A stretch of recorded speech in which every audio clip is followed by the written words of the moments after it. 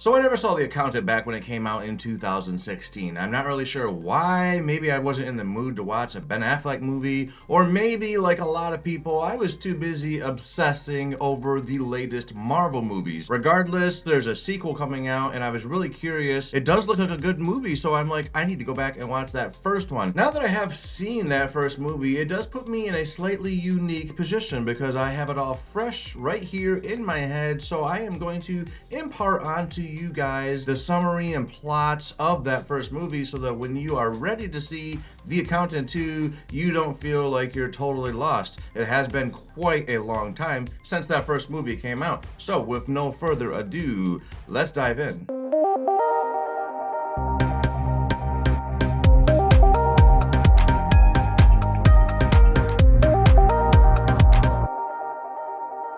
So The Accountant begins by showing us a flashback to a younger Christian Wolff. That's the man that we will come to be referring to as the accountant throughout this movie. He's a young kid that has autism, which, as many people are probably aware, comes with a lot of different developmental challenges, and Mom doesn't seem too interested in dealing with this. Nevertheless, often the case with people that have autism is they have some kind of other thing that they excel in. And for this guy, it's numbers. He is all about calculations and numbers.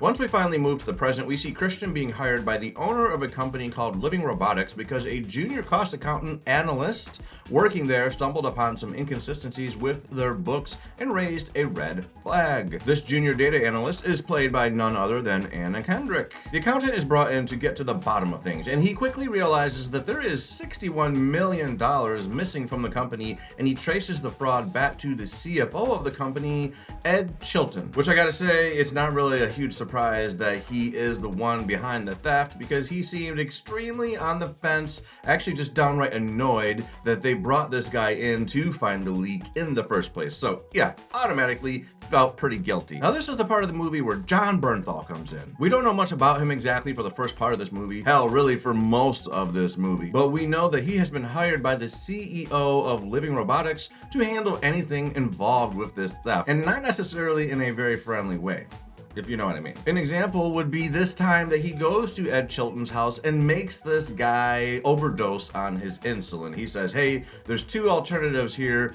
I can kill you, go kill your wife, go kill your family, or you can take this insulin, overdose, and then people will think that you died of natural causes or whatever, accidental, and your wife will still get that insurance payout. So yeah, Jon Bernthal's character is kind of brutal, pretty dark and ruthless. After this man does die, and the source of the missing money has been identified, the accountant is cut loose by Lamar Blackburn and given his payday. He's told, hey, I don't think we need to find out anything more. We got to the bottom of things. Here's your money, please be on your way. But Christian feels that there is some unfinished business, and this really triggers him. This is where the autism comes in. He may be an adult, but he has some of those same triggers that he had when he was a kid, and not finishing something all the way to completion is a trigger for people with autism. He feels like there is something he hasn't quite figured out. So while he is supposed to take the check and leave, he instead continues to investigate, which leads him to the body of Rita Blackburn, played by Jean Smart. She is the sister of Lamar Blackburn. She also has been killed by Jon Bernthal, who's just going around killing people. But at the behest of who?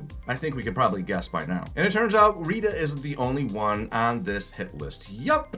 John and his men start trying to take out Christian and Dana as well. Both efforts end up failing because this accountant is not just good with numbers, he's also good at killing people. I guess this was Ben Affleck's attempt at getting his own Bourne kind of franchise going, because he's got some pretty good moves in this movie. I am not gonna lie, Ben Affleck does know how to handle some action. After rescuing Dana, he brings her to his hideout, and she ends up seeing that he has an original Jackson Pollock hanging inside his RV camper thing. And keep that in mind because that is going to become an important piece of the story later on. Before we proceed to the final parts of this movie, it's also important that we talk about data analyst Mary Beth Medina, who is tasked by Treasury Director Ray King to track down the accountant. He has some dirt on her. He knows that she did some lying on her resume when she applied for this position. She has a past. She's had some legal trouble. He says, hey, if you don't do what I ask and help find this guy, I'm gonna expose your dirty little secrets. Not a very nice guy when you think about it like that, but he was just coming off of that movie Whiplash. I guess he was in the mood to play dickheads. But she does do her job, and after she does some digging, she ends up figuring out that the accountant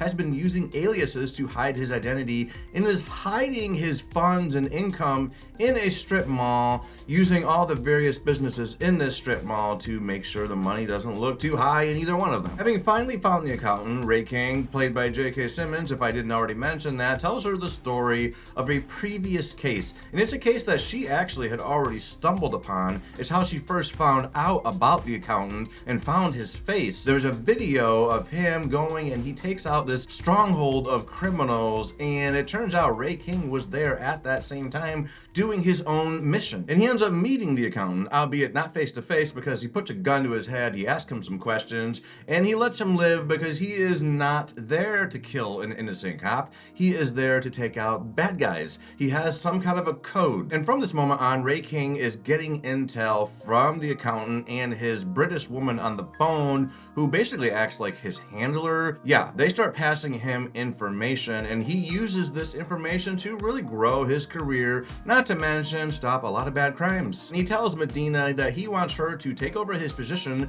when he decides that it's time to retire, and he wants her to continue working with this man for the better good. At first, this woman is like, hell's to the no, I'm not doing that. This man is a killer. But then the phone rings, and that British woman is on the phone. Does she give her her first assignment? Now, jumping back over to the accountant, he has now figured out that Lamar Blackburn is the one behind it all. He is the one who has been ordering these hits by way of John Bernthal, and he's the one who's been stealing money from his own company, funneling it out, out of the country, and then bringing it back in. And he's doing that because he wants to inflate his company's value, and somehow this does that. As the accountant arrives to confront Lamar, he is met with resistance by John Bernthal and his group of mercenaries, but he makes really quick work of them, if I'm being honest. John Bernthal's men, they really did seem quite trained, and yet this guy just mowed through them in a brutal fashion. Honestly, don't cross the accountant. It's during this scene that John Bernthal gets a glimpse of the man known as the accountant, and boy is he surprised when he sees this guy's face, because it turns out it's his brother. Yeah, you remember those flashbacks that we saw earlier in the movie? There was two boys in the scene, and that other boy was John Bernthal. Anyway, the accountant proceeds to kill Lamar Blackburn because he is a dangerous man and a criminal and definitely on the code of okay people to kill. And then he tells his brother, I will get in touch, we can still hang out at some point, I'll be in touch when I'm ready. Elsewhere, Dana, played by Anna Kendrick, as you might recall, having survived the attempt on her life, she opens the door to a delivery and is surprised to find out that Christian has sent her his original Jackson Pollock.